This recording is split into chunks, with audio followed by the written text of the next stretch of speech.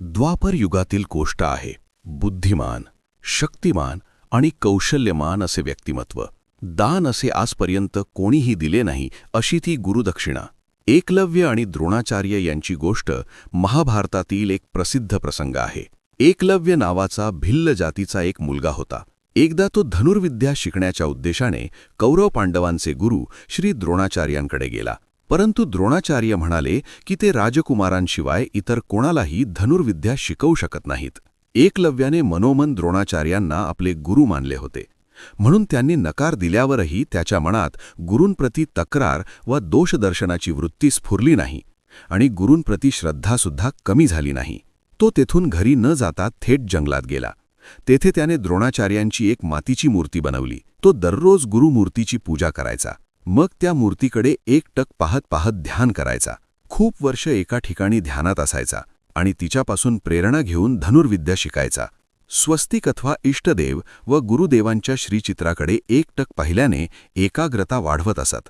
एकाग्रता आल्याने तसेच गुरुभक्ती, आपला प्रामाणिकपणा आणि तत्परतेमुळे एकलव्याला प्रेरणा मिळू लागली. अशा प्रकारे अभ्यास करीत करीत तो धनुर्विद्येत अगदी निपुण झाला. अर्जुनापेक्षाही धनुर्विद्येत तपस्वी व तेजस्वी बनला एकलव्य. एकदा द्रोणाचार्य धनुर्विद्येच्या सरावासाठी कौरव पांडवांना घेऊन जंगलात गेले. त्यांच्यासोबत एक कुत्रासुद्धा होता. तो पळत पळत पुढे निघून गेला.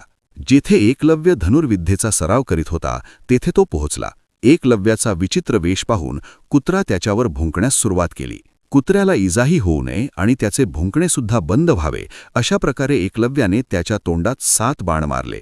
जेव्हा कुत्रा या अवस्थेत द्रोणाचार्यांकडे आला तेव्हा त्याची ही दशा पाहून अर्जुन विचार करू लागला की कुत्र्याच्या तोंडात इजा होऊ नये अशा प्रकारे बाण मारण्याची विद्या तर मला सुद्धा ठाऊक नाही.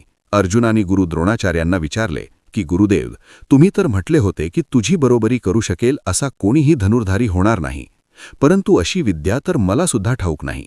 द्रोणाचार्यही विचारात पडले की या जंगलात असा कुशल धनुर्धर कोण असेल. पुढे जाऊन पाहिले तर त्यांना हिरण्यधनुचा मुलगा गुरुभक्त एकलव्य दिसला. द्रोणाचार्यांनी विचारले की वत्स, तू ही विद्या कोठून शिकलास? एकलव्य म्हणाला की गुरुदेव, आपल्या कृपेनेच शिकलो आहे. द्रोणाचार्यांनी तर अर्जुनाला वचन दिले होते की त्याच्यासारखा दुसरा कोणीही धनुर्धर होणार नाही, परंतु एकलव्य तर अर्जुनाच्याही पुढे गेला.